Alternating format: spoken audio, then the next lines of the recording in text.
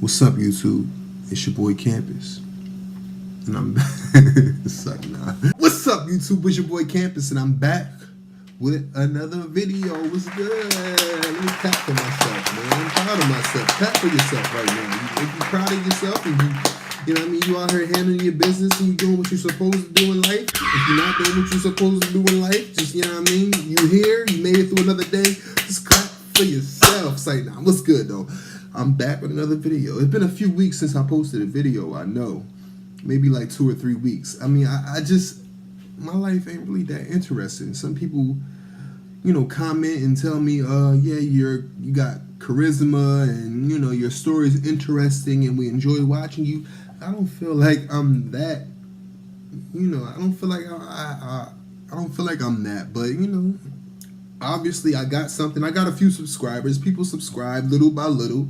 I get comments here and there, and I appreciate those. I enjoy, you know, reading the comments and giving feedback and, you know, just talking to the people, man. You know, getting myself out there, and I enjoy that. Oh, yeah, somebody commented and asked me, what do I use on my face? Also, not just the person that commented. People in everyday life, they always say, you got nice skin, you got beautiful skin. What do you use on your face? And people always think I'm younger than what I am. And I just, for the past 10 years or so, I always just exfoliated my skin. You know what I mean? I always, you know, kept a nice face routine up. You know what I mean? You gotta exfoliate your skin. You know what I mean? Plus, us black people, we got the oily skin. We get blemishes, and not just black people, just people in general. You know what I mean? You gotta take care of your skin. So my routine for my skin is nighttime. I use. It's not anything particular that I use. I just dibble and dabble with different facial scrubs. But what I like to use the most is African black soap.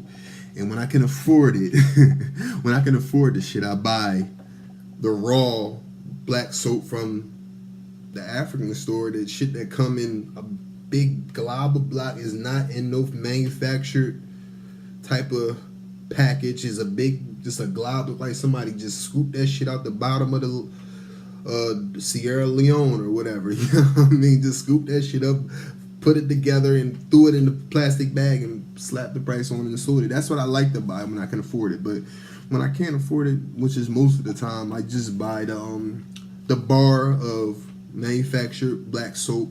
I don't know the name of it, but I know it when I see it. It's a black box with orange writing. And there's a nice piece of black soap, and it got the little, like the seeds and nuts or whatever the shit is in it, that you can see it when you open it. And I use that at night. At nighttime, I scrub my face real good. When I get in the shower, just scrub my face real good. And not too hard with the black soap, though, because some people, the black soap can be, even myself, the black soap, it'll burn your skin or something. I don't know, if you scrub too hard with it, it'll just burn your skin. So I don't scrub too hard. Most of the time, I try to just put it in my hand. I don't use a rag to scrub. I put it in my hand. You know what I mean? Just do my face up real, you know what I mean? Get a nice little lather going. Rinse it off with cold water, because cold water is good for your face. It makes you look, you know what I mean? It makes you look vibrant. It makes you look, it gives you a little glow. And you know what I mean? I do that, and after that this is what I use. I use the vitamin E, which I'm kind of low. Look how much I got left in there. I put this on my hand, obviously. I actually just washed my face so I can look good on this video. Put a little bit on my hand, and boom, give me a nice little glow. That's for like just the healthiness of your skin. And I'll use maybe like a cocoa butter, a shea butter, or bio oil. I use bio oil too, and I put a lot in my hand, to be honest. You know what I mean? Put a whole lot. I'll be real shiny. I look like I was just frying chicken in the kitchen. It gets really dried out. And it gets really oily. Like it's weird. But you know what I mean, I wash my face with the black soap. I'll just saturate my face in, you know, either this vitamin E oil along with the bio oil or the cocoa butter or shea butter mixture or whatever I'm just using at the time. It don't really matter. You know what I mean? I'll oil myself up real good and I'll sleep with it overnight. And then in the morning when I wake up and I get ready for work, I'll take another shower. And I guess because I put so much, not so much, but because, you know, my skin holds so much oil in it, you know what I mean? I just wash it in the morning with the black soap and won't put nothing on it. And, you know what I mean? the oil that I put on for overnight, it kind of, I guess, it just soaks in my skin or whatever, and it just give me a nice little glow. You know what I mean? It's not really nothing big, but some people need a little more than that, because some people got bad skin. But I believe, how's my mom? Why are you asking about my mom? I naturally got some good skin, and I take care of my skin. What I wanted to talk about today was this subject. I was teetering on the fence about whether I wanted to discuss this or just put this out into the world, because I'm kind of embarrassed about this subject. But I'm at a point in my life where I'm a Pisces, so I've always been so secretive and not always showing all my cards, not letting nobody know my feelings, letting anybody in. I'm not an open book, basically. And, you know, me sharing my life on YouTube, I don't feel like I have trouble with being open with people face to face. But for some reason, this camera, just me talking to a camera, I can be more open. Like, if y'all see me in person, y'all be like, this is not the person we see on YouTube, because I'm a real quiet and reserved person. But something about this YouTube, just me and the camera talking. There's nobody here. My girlfriend's out right now. My fiance, I'm sorry, she's out right now, and it's just me in the house by myself. And you know what I mean? It's just flowing. I'm not this free spirited, or I'm not this open or talkative in person. So yeah, it's a subject that I want to share with people, because for one, well, I don't want to use this for good viewing purposes, but it's a good story to begin with. Also, I feel like it'd be freeing to me to let this out, because nobody really knows this, and it hurts me so much. Like, this particular subject hurts me so much. What I'm talking about is like my rock bottom when I was going through my drug addiction. I have no regrets, and I don't regret anything, but just one particular thing I do regret.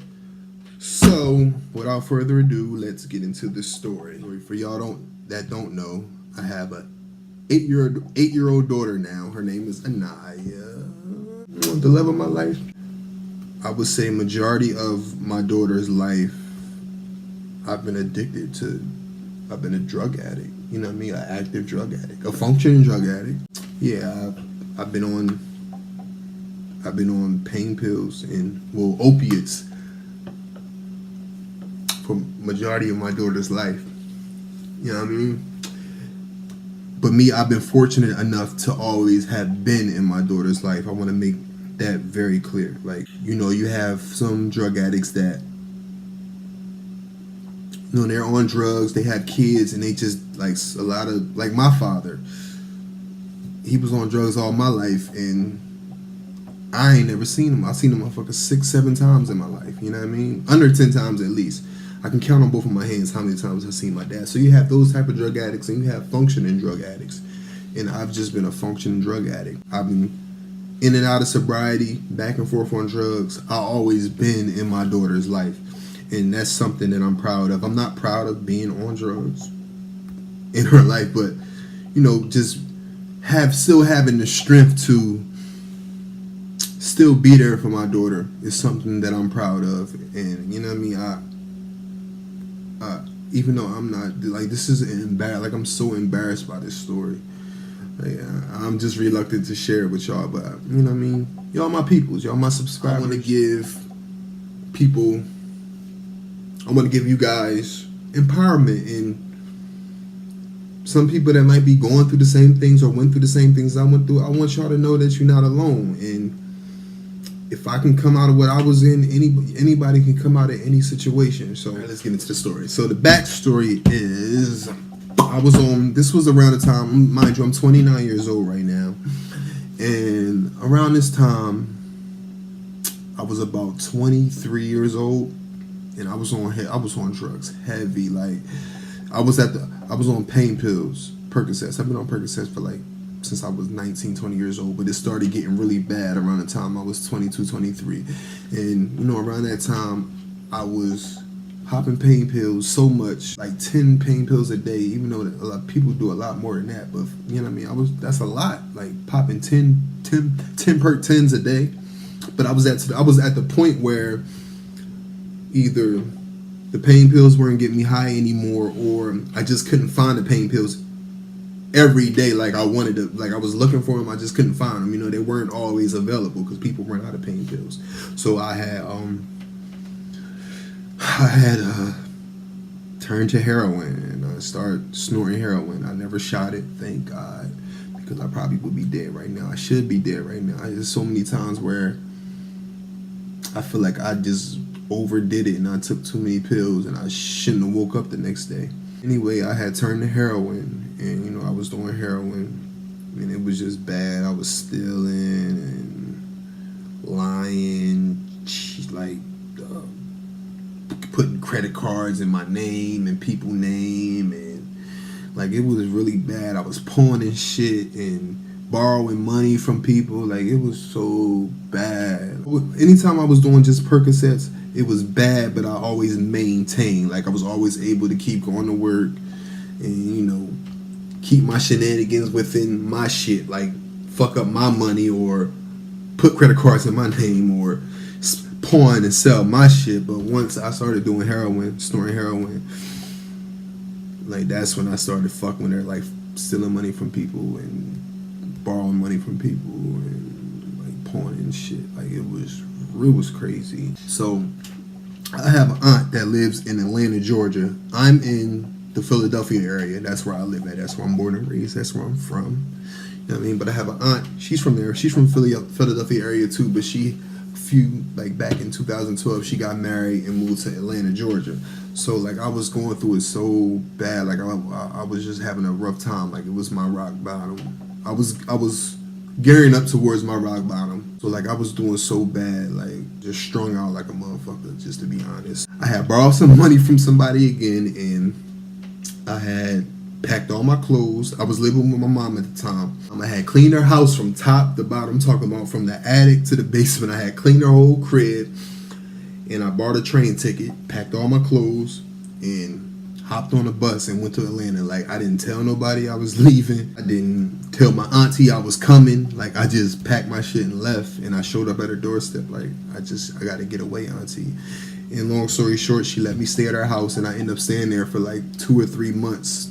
I got clean. I was cleaned up. I was working. Everything was going good. And then I think I had to come home for a court date. I took a train or a bus, I forgot what it was, back to Philadelphia. And of course, like the dumbass I am, I got right back into the heroin thing. Right back into it. And I was going hard too. And they know you say like it's so much easier to overdose after you've been sober for a while. And then you get back on it. Like that's when people overdose the most, because they think they can go back to the usual dose that they were doing before they got sober. And this is what happened. Like I had my daughter, right? Mind you, I've been in my daughter, like I love my daughter so much. I love her to death. I've always been in my daughter's life. Whether I've been in the moment is questionable, but my daughter can never look back and say, my daddy ain't never been there. Like my daughter loved me to death. Like I always been in my daughter from the time she was born. I was there when she was born. I'm at every game that she has. She's a cheerleader. I'm at every game she has. I never missed a daddy-daughter dance. I never missed the first day of school. That's just what it is. But, all right, this is what happened. So when I came home, right, I'm getting off subject. When I came home, I picked back up and I started using heroin again. And I was, you know, since I was only home for like a couple weeks for my court date, I ended up staying home for a couple weeks. I just had my daughter the whole time, and I'm so embarrassed by this, but I was high the whole time. Like, I was on heroin. I was fucked up. I was doped the fuck up. And this one particular, like, my daughter was 3 years old at this time. So, 3 or 4. And once, like, I don't know if it was fentanyl in the heroin that I was snorting. I don't know what the fuck it was, but this shit had me gone. Like, I was gone, you know what I mean? I couldn't even stay the fuck awake. And I had my daughter with me. So the whole time that I was in Philadelphia. So this one particular night, I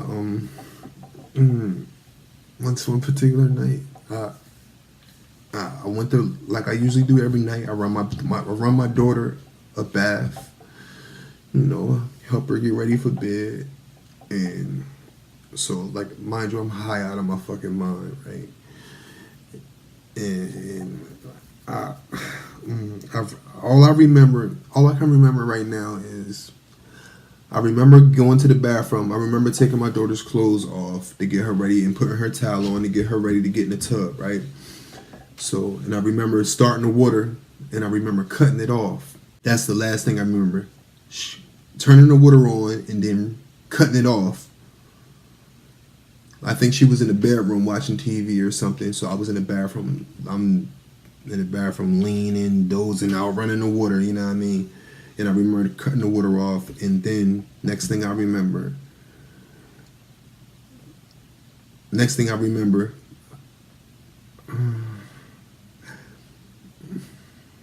my mom, next thing I remember is my mom screaming my name, Darrell,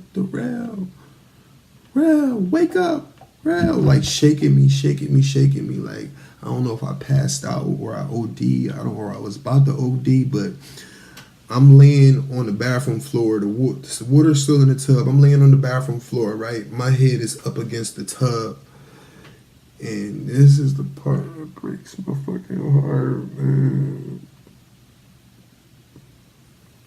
I'm such a fucked up person, but I love my daughter so much.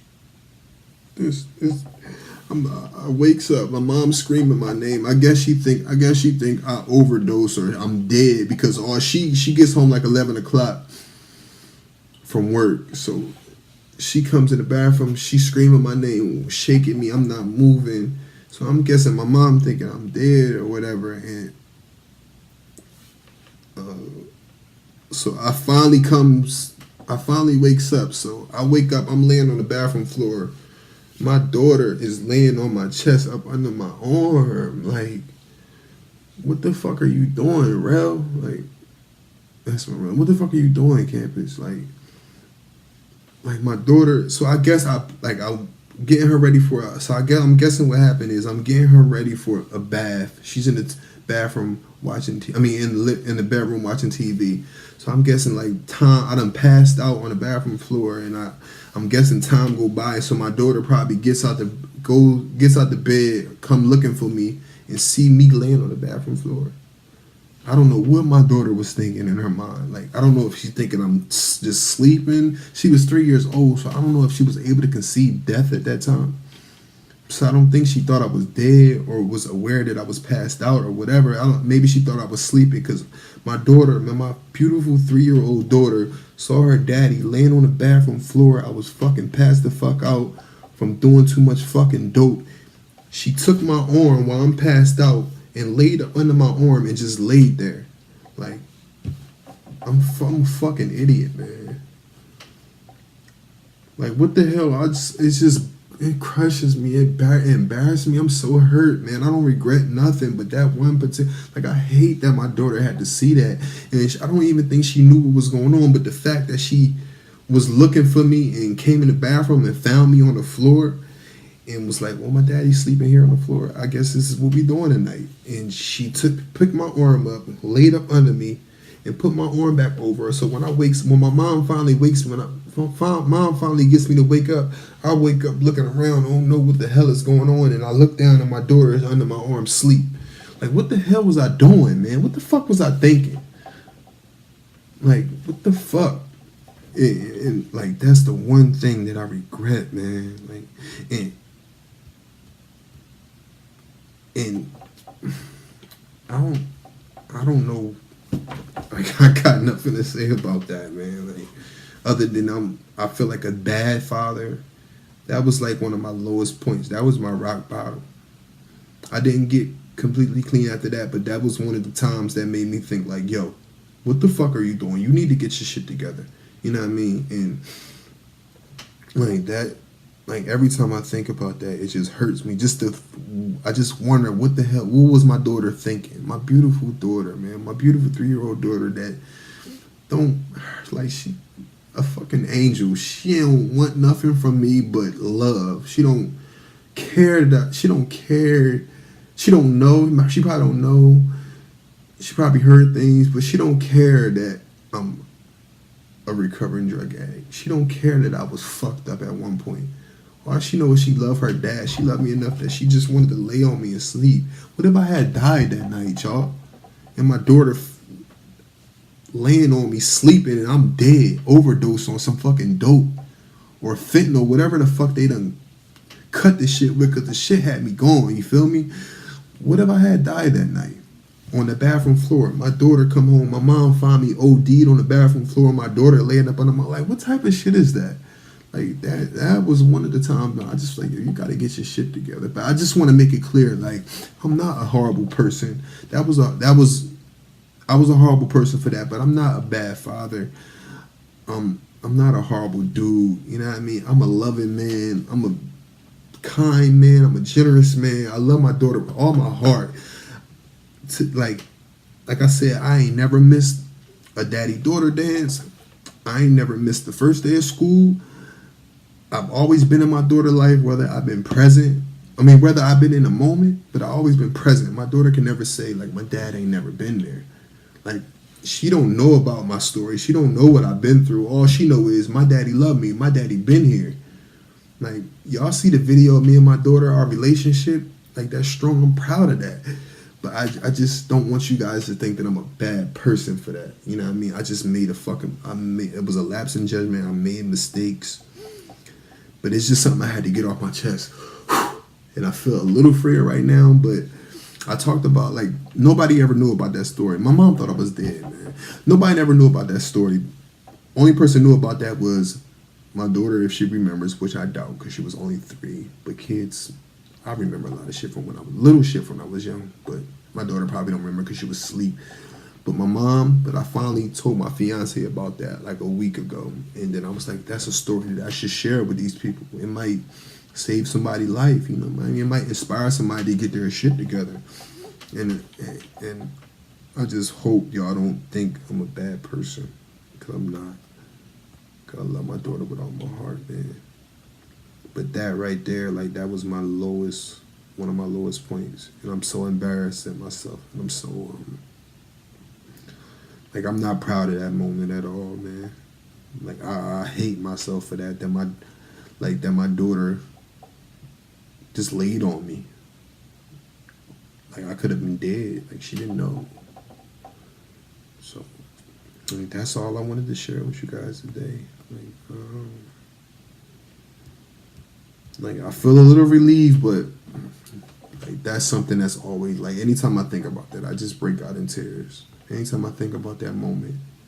And the part that gets me is the fact that my daughter, she just came and laid on me. I'm passed out. Like, she didn't know what was going on. She just came and laid on her daddy and went to sleep and just was laying there. I could have never woke up. My mom come home screaming, crying. She think I'm on a bathroom floor overdosed and dead. Like, I'm not proud of that at all, man. And I'm just happy that I can be where I'm at right now. You know what I mean? And sober with a clear mind. You know, they say a part of healing is talking about it. You know what I mean? And I'm just glad I have the strength to talk about it. I have the strength and the knowledge and wisdom to know better now. But I just wanted to share that with you guys. That's all. Let's call my daughter. Let's see what she's doing right now. I talk to my daughter every day. She don't live with me, but I talk to her every day. I get her on the weekends. Like, my daughter love me to death. I buy her shit all the time. Like, I'm a good dad. That was just a bad moment. Hello? Hey, baby. Hey, Daddy. I'm gonna call you back after I finish eating. Okay, I just wanted to see how your day was. It was good. Okay. I got my report card and I got all green and 20. You did? Uh-huh. Oh, good job, boo. That's why you get whatever you want, baby. All right. Call me back, okay? Okay. I love you. Thank you. Bye-bye, baby. Bye-bye. All right, y'all. Once again, don't hold that against me. Just, you know what I mean? Look at the man I am now. I learned from my mistakes. I'm past that now. Just, you know what I mean? Just try to be understanding, keep an open mind. I know that was fucked up. Like, somebody should punch me in my motherfucking face for that shit. You know what I mean? But you know what I mean, we moving on. We figuring this thing called life out together, you know what I mean? I wish y'all all peace, wisdom, love, happiness, and understanding as always. It's your boy Campus, and I love you guys, man. I really love y'all for watching. I love y'all for, you know, taking interest in, you know what I mean, motivating me to, you know, do something greater with my life. I really do appreciate that, y'all. So, you know what I mean? If you're not subscribed now, hit that. I forgot what side it's on. Hit that. It's one of these sides. Hit the subscribe button. You know what I mean? I hope you enjoyed the pictures that I'm going to add into this video of me and my daughter throughout her life, from birth to the present. All right, guys. It's your boy Campus. Peace.